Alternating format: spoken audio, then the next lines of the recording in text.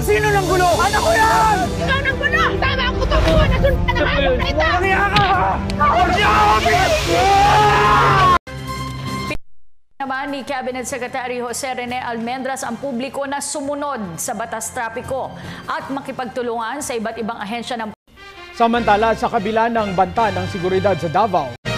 Samantala, hiniling ngayon ang tanggapan ng Ombudsman sa Sandigan Bayan sa magkahiwalay na mosyon. Samantala, isinalang na sa budget deliberation. The Department of Justice says illegal recruitment. Samantala, suportado naman ng Commission on Population of HAPCOM ang plano. Samantala, isang crisis center ang bubuuin ng Indonesian government. More rains are forecast over a wide area of Mindanao. The inclement weather which has claimed the lives of a private organization is pushing for the further development of the local coffee industry.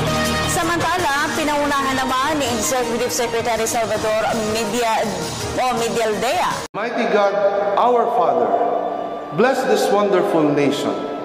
Protect us from physical and spiritual war, from fear and confusion, from separation and division. Be present to our leaders. Give them wisdom and courage, affection and compassion, as they ponder decisions affecting peace of its people. Make us more deeply aware of our beginnings, remembering not only our rights, but also our duties and responsibilities as a citizen.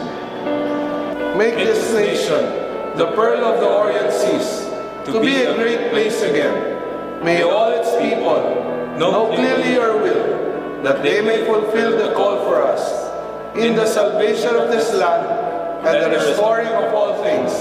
In the name of your Son, Jesus Christ, our Lord and Savior. Amen. At yan ang mga pangyayaring tinutukan ninyo nag-iisang liga ng katotohanan. Ako naman, Arnold Clavio. At sa pamamagitan ng YouScoop, Twitter at Facebook, pwede po kayong maging bahagi ng paghahatid namin ng mga balitang walang kinikilingan, walang pinoprotektahan, walang kasinungalingan, walang bahid politika. Serbisyong totoo po lamang. Ako po si Vicky Morales. Hanggang bukas, sama-sama tayo magiging saksi.